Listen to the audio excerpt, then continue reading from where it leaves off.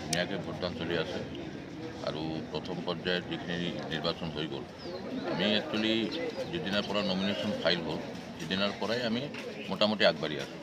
কেলৈ আপোনালোকে জানে যে আমাৰ প্ৰায় নিয়াৰ এবাউট 140 মান জিলা পৰিষদ প্ৰায় নিয়াৰ এবাউট 400 মান AP অলৰেডি আনকনটেষ্ট ওলাই গৈছে আৰু লামডিঙত কংগ্ৰেছটো মেক্সিমাম ঠাইতকৈ কেন্দ্ৰীয় দিব পৰা নাই। আমাৰ 3টা পঞ্চায়তত 30খন 14খন মেম্বাৰ আমাৰ আনকনটেষ্ট ওলাই গ'ল, এটা AP আনকনটেষ্ট ওলাই গ'ল।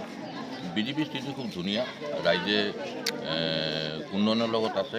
আমাৰ সন্মানীয় বিধায়ক শ্ৰী মিশ্ৰ মহাশয়, আমাৰ অসমৰ মুখ্যমন্ত্ৰী ডক্টৰ হিমন্ত বিশ্ব শৰ্মা নেতৃত্বত খুব ধুনীয়াকৈ কাম হৈছে। গাঁও পৰ্যন্ত ধুনীয়া ৰাস্তা ঘাট হৈছে, পথ পাতল হৈছে, আমাৰ মেডিকেল হৈছে, হাস্পাতাল হৈছে, ব্ৰিজ হৈছে, ধুনীয়া কাম হৈছে। ৰাইজে উন্নয়নৰ লগত আছে।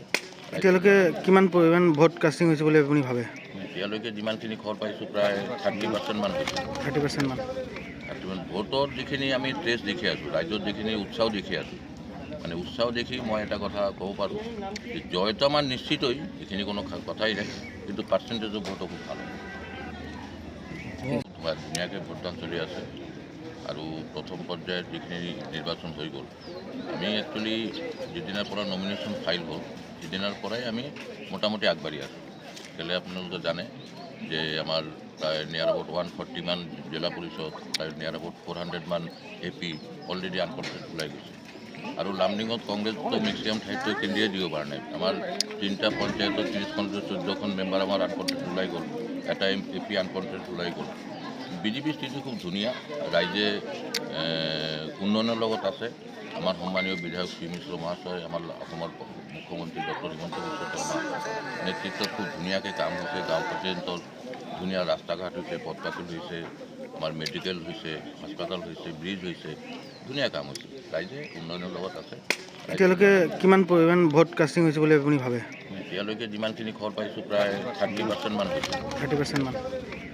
ভোটৰ যিখিনি আমি ট্ৰেছ দেখি আছোঁ, ৰাইজৰ যিখিনি উৎসাহ দেখি আছোঁ, মানে উৎসাহ দেখি মই এটা কথা ক'ব পাৰোঁ যে জয়টো আমাৰ নিশ্চিতই, এইখিনি কোনো কথাই নাই, কিন্তু পাৰ্চেণ্টেজৰ ভোটটো খুব ভাল।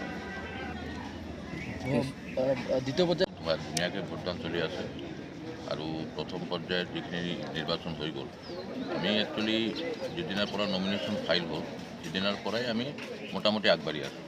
কেলৈ আপোনালোকে জানে যে আমাৰ প্ৰায় নিয়াৰ এবাউট 140 মান জিলা পৰিষদ প্ৰায় নিয়াৰ এবাউট 400 মান AP অলৰেডি আনকনটেষ্ট ওলাই গৈছে আৰু লামডিঙত কংগ্ৰেছটো মেক্সিমাম ঠাইতকৈ কেন্দ্ৰীয় দিব পৰা নাই। আমাৰ 3টা পঞ্চায়তত 30খন 14খন মেম্বাৰ আমাৰ আনকনটেষ্ট ওলাই গ'ল, এটা AP আনকনটেষ্ট ওলাই গ'ল।